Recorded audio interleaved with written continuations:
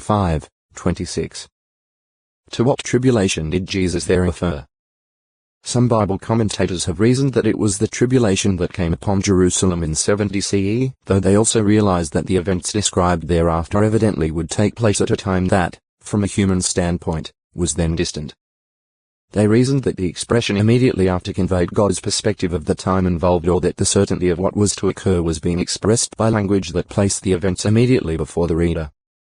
However, since the prophecy at Matthew 24:4-22 also missed it 13:5-20 and Luke 21:8-24a clearly has a dual fulfillment, might the tribulation referred to at Matthew 24:29 and Mark 13:24 be the tribulation during the second and final fulfillment of what was foretold at Matthew 24:21 and Mark 13:19?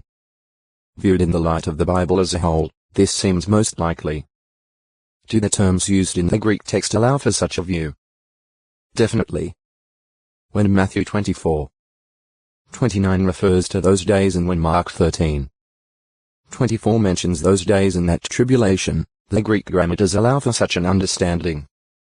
It seems that Jesus' prophecy is saying that after the outbreak of the coming global tribulation, there will be striking phenomena as represented by sun and moon being darkened, stars falling, and powers of heaven being shaken, as well as fulfillment of the sign of the Son of Man. About 3 decades after Jerusalem's destruction, the Apostle John, with reference to great crowd of persons from all nations, tribes, and peoples, was told, "These are the ones that come out of the great tribulation." Re 7:13-14 The fact that a great crowd comes out of the great tribulation shows that they survive it. This is confirmed by a similar expression at Acts 7:9-10. God was with Joseph, and he delivered him out of all his tribulations.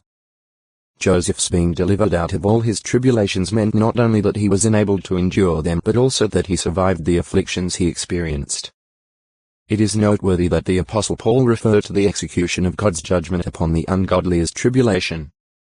He wrote, "This takes into account that it is righteous on God's part to repay tribulation to those who make textoi acute miritra longo." Tribute 11:28 Paul acknowledged that men such as Apollos, Cephas, and himself in a sense belonged to or were servants of the Corinthian congregation.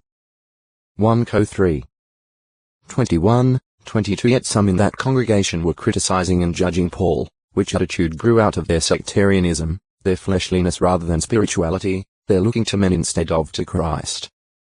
1 Co 9:1-4 Paul ably defended his ministry. 1 Co 9:5-27